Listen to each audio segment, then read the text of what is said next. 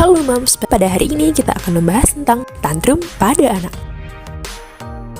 Anak merupakan anugerah bagi setiap orang tua. Dalam pertumbuhan dan perkembangan anak, ada fase usia yang disebut anak usia dini. Berapa sih rentang anak usia dini? Yap, anak usia dini berada pada rentang 0 sampai 8 tahun.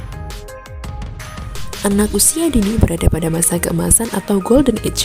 Pada usia ini terjadi perkembangan yang sangat menakjubkan, termasuk perkembangan fisik dan psikis yang merupakan fase terbaik pada anak. Setelah menjadi anak usia dini, muncul adanya perilaku tantrum. Tantrum ini disertai dengan tingkah laku seperti menangis, melempar barang, memukul, menendang, menjerit, dan berguling-guling di lantai. Mamis mungkin bertanya-tanya, apa itu tantrum? Mengapa anak timbul tantrum? Dan saat tantrum, kita harus bagaimana? Apa saja bentuk tantrum? Dan apa saja pencegahan tantrum? Dibutuhkan kesabaran dan juga pemahaman orang tua mengenai tantrum, cara menangani, dan pencegahan perilaku tantrum agar tidak berlanjut pada anak seiring tumbuh kembangnya. Baik, kita akan bahas satu-satu dari sekarang. Tantrum atau dalam istilah psikologi disebut sebagai temper tantrum diartikan sebagai perilaku marah pada anak-anak. Biasanya terjadi pada usia prasekolah, yaitu 1 sampai dengan 4 tahun. Merupakan ekspresi frustasi dari anak karena keterbatasan dan ketidakmampuan mereka dalam mengkomunikasikan pikiran dan perasaannya. Menurut seorang psikologi klinis di Dallas, Amerika Serikat, Ray Levy PhD, setiap tantrum dihasilkan dari satu hal sederhana, yakni tidak mendapatkan apa yang mereka inginkan. Secara tipikal, tantrum mulai terjadi pada saat anak mulai membentuk sense of self loh Moms. Pada usia ini, anak sudah cukup untuk memiliki perasaan me dan my words. Meskipun tantrum merupakan hal yang wajar, bukan berarti ayah bunda bisa membiarkannya ketika sudah melewati batas. Jangan sampai si kecil memanfaatkan tantrum sebagai senjata agar bisa mendapatkan apa yang mereka inginkan. Pada umumnya, tantrum terbagi menjadi dua. Yang pertama, tantrum tidak berisiko. Terjadi dengan durasi sebentar dan dianggap tidak beresiko karena biasanya muncul akibat ketidakmampuan anak dalam mengungkapkan keinginannya. Yang kedua, tantrum beresiko, berlangsung selama lebih dari 5 menit dan terjadi jika tingkat frustasi anak mencapai tahap yang sangat tinggi. Bahkan, anak sama sekali tidak mampu mengendalikan dirinya lagi. Berikut ini adalah beberapa penyebab tantrum. Yang pertama, temperamen anak. Kedua, ketidaksesuaian harapan orang tua dengan anak.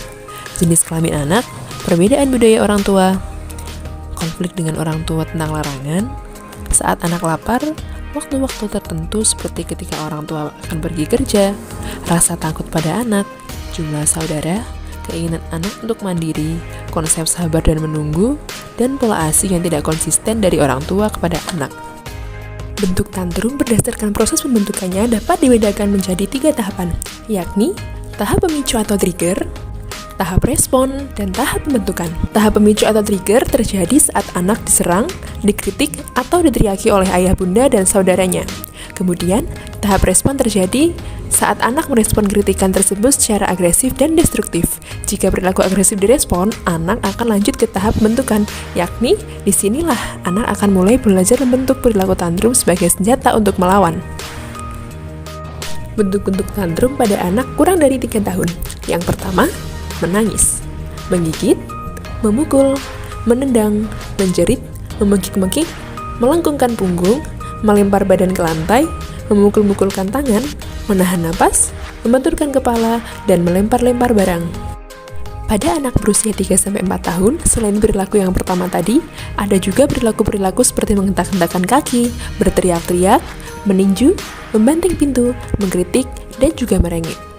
Yang terakhir, pada anak usia lebih dari 5 tahun, perilaku-perilaku yang tadi telah disebutkan ditambah dengan hal-hal berikut ini, yakni memaki, menyumpah, memukul kakak atau adik, mengkritik diri sendiri, memecahkan barang dengan sengaja, dan juga mengancam. Sebuah penelitian melihat perilaku tantrum berdasarkan arah agresivitasnya, yakni perilaku agresivitas keluar dan juga ke dalam diri. Pada agresivitas keluar, anak akan menampilkan agresi dengan menggosok objek di sekitarnya, meludahi, memukul, mencakar, menendang, serta tindakan lainnya. Pada agresivitas ke dalam diri, anak biasanya memunculkan dengan menggaruk kulit sampai berdarah, membenturkan kepala ke tembok atau ke lantai, membantingkan badan ke lantai, dan mencakar mukanya. Tantrum memiliki beberapa fase. Yang pertama, penyangkalan. Pada fase penyangkalan, anak akan mengabaikan petunjuk dari orang tua dan anak tidak akan mendengarkan perintah dari orang tua. Selanjutnya, kemarahan. Pada fase ini, anak akan mengamuk, kemudian berganti ke fase tawar-menawar, yaitu saat dimana anak menunjukkan amarahnya. Kemudian, yang ketiga adalah bersedih.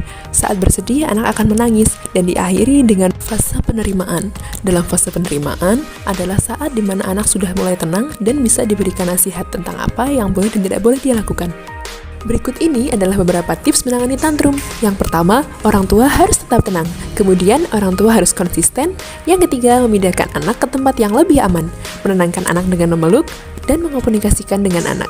Selanjutnya, yang terakhir adalah mencari tahu penyebab tantrum.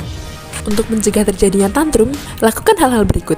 Yang pertama, berikan banyak perhatian positif. Berikan anak kendali atas hal-hal yang kecil. Jauhkan dari objek yang dilarang. Mengalihkan perhatian anak. Membantu anak mempelajari keterampilan baru, dan mempertimbangkan permintaan anak. Selain memberikan perlakuan, Bunda juga dapat memberikan makanan yang dapat mencegah tantrum. Yang pertama, sayuran hijau, telur, bubur oatmeal, salmon, daging merah, dark chocolate, dan juga buah-buahan. Setelah anak selesai tantrum, orang tua sebaiknya melakukan hal-hal seperti ini. Yang pertama, puji anak karena mendapatkan kembali kendalinya. Saat anak tenang, adalah waktu untuk pelukan dan berikan kepastian bahwa anak dicintai apapun yang terjadi. Selanjutnya, pastikan anak cukup tidur juga, karena tidur yang cukup dapat mengurangi amukan secara dramatis.